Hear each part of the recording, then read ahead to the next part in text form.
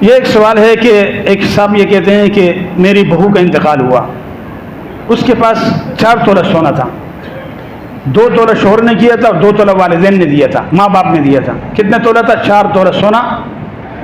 اور انتقال ہوا تو 2 سال جب ہمارے گھر میں رہی تو 4 تولہ سونا اس کے پاس رہا، 2 ہم نے دیا تھا شوہر نے مہر میں اور 2 ماں باپ نے دیا تھا۔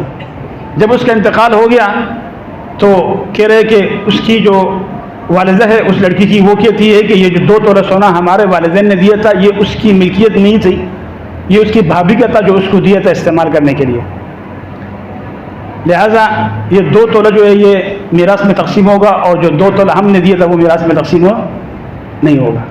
بات سمجھ آئی کہ نہیں آئی؟ 4 تولہ سونا عورت استعمال کرتی رہی، 2 تولہ شوہر نے دیا تھا مہر میں اور 2 تولہ والدین نے دیا تھا۔ اس کی موت کے بعد والدین کہتی ہے کہ یہ جو استعمال کرتی رہی ہے وہ اس کو ہم نے دیا نہیں تھا، مالک بنا کر نہیں دیا تھا، وہ تو اس کی بھابھی کا تھا۔ یہ تو سوال کرنے والا ہے، اس کا جواب میں آپ کو یہ دیتا ہوں، ہمارے جو مفتی دیتے ہیں دارالفتاء میں بیٹھ کر، میں وہی جواب آپ کو دوں گا۔ دیکھو مفتی عالم الغیب نہیں ہوتا، میں نے سوال آپ کے سامنے نقل کیا جو اس آدمی نے بولا ہے، اس کی تحقیق ہمارا کام نہیں ہے۔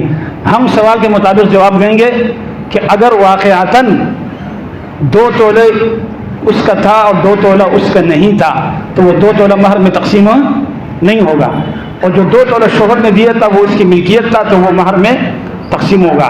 لیکن اگر واقعتاً ایسا ہو، اگر واقعتاً کیا ہو، ایسا ہو کہ وہ 2 تولہ اس کا نہیں تھا اور گھر والوں نے والدین نے ایسے استعمال کے لیے دیا تھا تو پھر وہ مہر میں وہ تقسیم نہیں ہوگا، صرف 2 تولہ جو شوہر نے دیا تھا وہ تقسیم ہوگا۔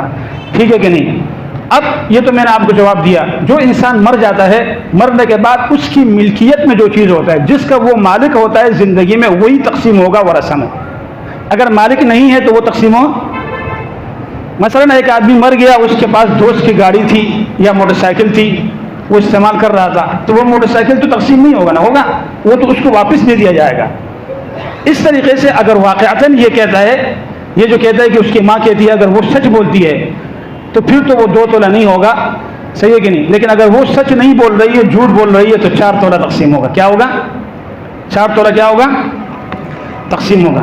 کتنا تولہ تقسیم ہوگا؟ 4 تولہ۔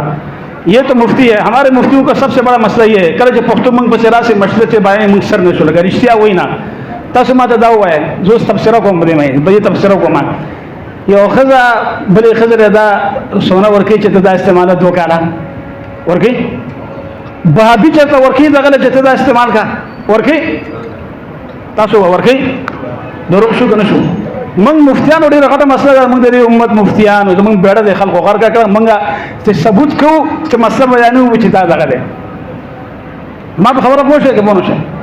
اب اس کا حل یہ ہے، ان کو جرگے میں بلائیں، مفتیوں کے پاس بلائیں، مفتی قسم دیں گے، قرآن دیں گے، دعویٰ ہوگا، وہ دعویٰ کر رہے ہیں کہ وہ اس کی مالک تھی، یہ کہہ رہے کہ نہیں ہے، پھر یہ تحکیم ہوگا، یہ پختنو جرگہ بالکل نہیں چلے گا، پٹھانوں کا جرگہ نہیں چلے گا، مفتیوں کا جرگہ چلے گا۔ مفتی اللہ کو دیکھ کر آخرت کو دیکھ کر فیصلہ کرتے ہیں، مہینہ بھی لگے گا، اگر یہ سچ بولیں گے تو 15 منٹ میں شریف فیصلہ ہو جائے گا، اگر جھوٹ بولیں گے تو 15 سال میں بھی مفتی فیصلہ نہیں کرے گا۔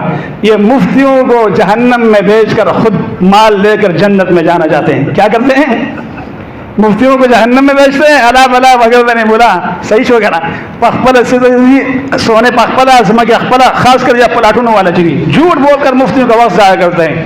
ہم ان کے مسئلے حل کریں، ہم سبحان اللہ والحمدللہ کیوں نہیں پڑھے؟ جنت میں ایک درخت لگتا ہے۔